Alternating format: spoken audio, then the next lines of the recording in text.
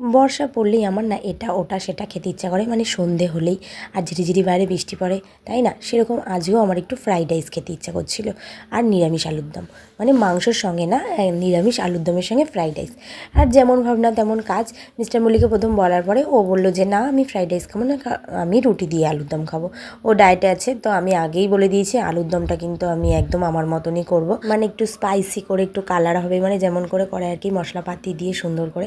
আর ও তো একটু মশলাপাতি ঝাল এসব একটু কম খায়, তো রোজ রোজ তো আর সেরম করে হয় না। তো আজকে ভেবেছি একদম আমার মনের মতন করে নিরামিষ আলুর দম করবো, আর তার সঙ্গে ফ্রাইড রাইস। মিস্টার মল্লিক তো বলেই দিল ফ্রাইড রাইস খাবে না, তাই রুটি করব। তো মশলাটার মধ্যে কিন্তু আমি চালমগজ, কাঁচা লঙ্কা, আদা আর তার সঙ্গে টমেটো পেস্ট করে নিয়েছি।